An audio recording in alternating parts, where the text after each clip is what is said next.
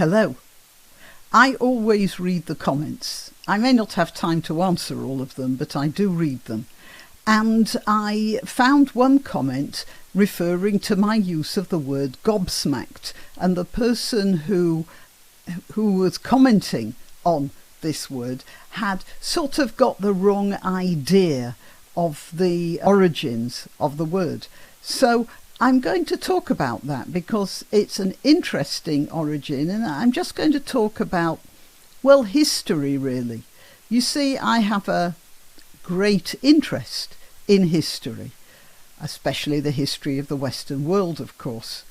And I think that part of the reason that many people get things wrong now is because they don't know enough about history. I don't think it's taught at all well in schools, if at all, because now teachers are mostly teaching ideology, so far as I can understand it, rather than history. It's not going to be a history lesson. It's going to be I'm going to use the word gobsmacked as a sort of meditative centre, just to talk about how the English language developed a little bit. I don't pretend to be a specialist linguist. I'm not. Some of the ideas I have might be garbled, and I'm just coming up with something right now without going into a lot of serious research, so I could be wrong about things, but this is the way I see it anyway, and if you want to check on what I'm saying, you're at liberty to do so. You're at liberty to correct me in comments under the video as well.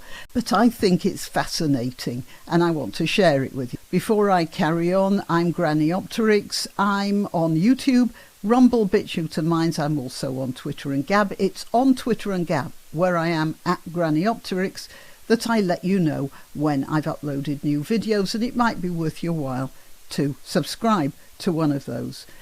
All the links are in the description, as are links for donations.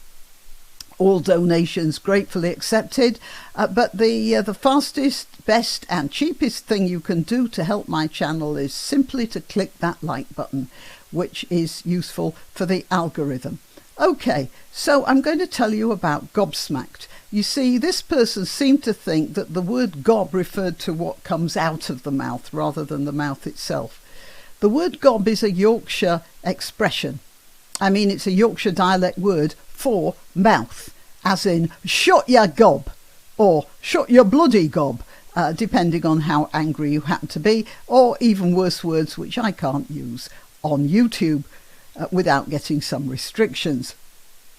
Now, gob actually is a very, very, very old word. Look, Yorkshire is sort of the outlier, just like Wales and Cornwall.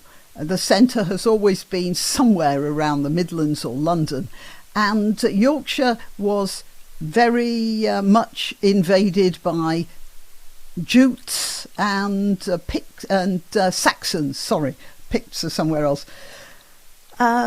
So it did develop a civilization, a culture rather, of its own, and it definitely has a very distinctive dialect of its own as well. It wasn't helped when William the Conqueror invaded Britain. He managed to take charge of the south fairly easily, but the north held out and raised a revolution, a resistance at any rate. And William sent some of his men up. They called it the harrying of the north, and they burnt everything and killed hundreds, perhaps thousands of people.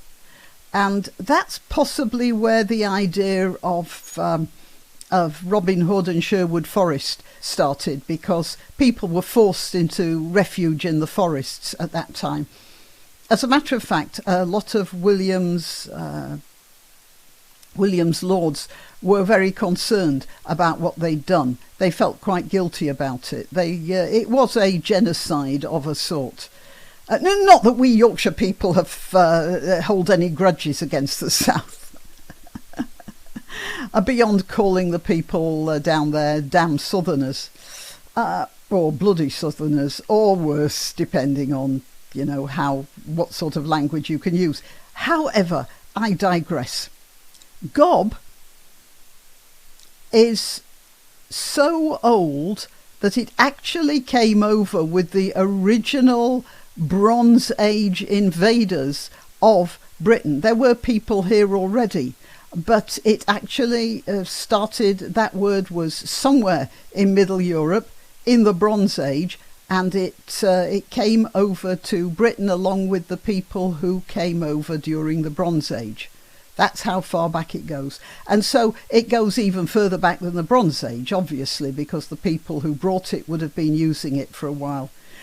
It's Yorkshire dialect now, and so has become how would you call it? A rude word. That's what happens to dialects. But it has also trickled into the English language in a more refined form as the word goblet. I'll bet you didn't think of that. So that's the word gob. And gobsmacked means that you've received a blow across your face so hard that temporarily you can't actually move your mouth anymore to say anything. That's where the expression comes from.